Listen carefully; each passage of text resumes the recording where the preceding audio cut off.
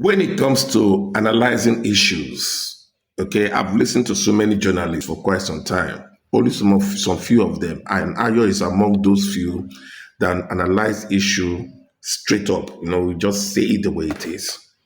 Listen to what AYO said.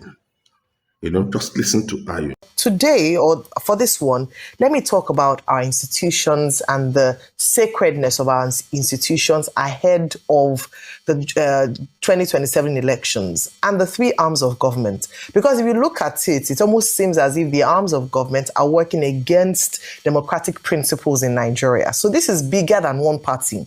And that's why it's good that all the opposition parties are coming out with one loud voice to speak out. Because it is the Accord Party or the ADC today, like Rufai said earlier, it could be the NDC tomorrow.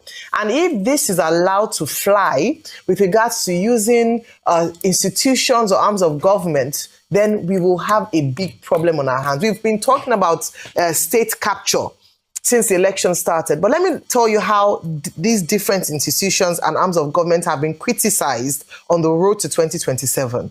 Number one is that the judiciary has come under fire a number of times with what has been termed, even by Waziri Atiku Abubakar lately, in the latest one, as judicial rascality.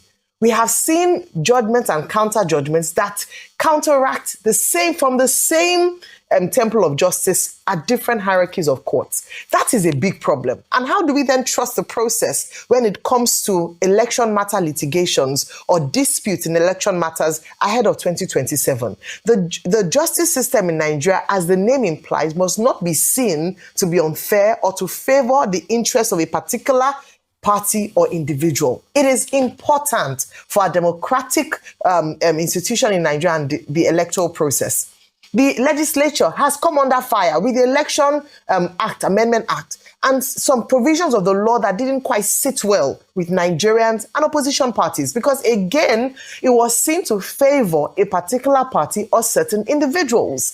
The body responsible for elections, INEC, has come under fire because again, there have been issues that have been left unresolved about the chief umpire himself and the conduct of INEC throughout this process. Case in point, like I keep bringing up, is this early election and electioneering. Just walk around Lagos. You will see posters upon posters of the ruling party saying, oh, they are just congratulating, but clearly campaigning, which is in clear violation of INEC rules, and nothing is being done. And so this is not just a fight for a particular party or just another judicial ruling. It is a fight for true democracy and the respect of the principles of true democracy in Nigeria. Liberals gave a very important example or illustration.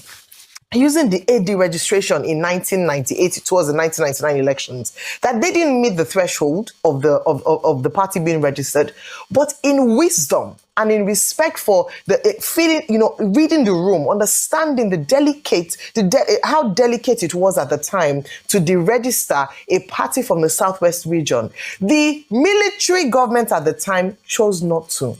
And I have said that it is sad that we have to be comparing actions that were taken under military administration that was more democratic than under a civilian administration. It is shameful. It is disgraceful. And I hope that we will not be talking about this again. What we are speaking for is not for any party. We are speaking for democracy. And as we celebrated 27 years of uninterrupted democratic rule, we must continue to speak up for institutions that must uphold democratic tenets in Nigeria. That is what the people are asking for. It's not by any party. It's about ensuring that Nigeria remains a true democracy in every sense of the word. And all institutions must align. That's what we're fighting for. Thank you, AYO, for your submission. Our president.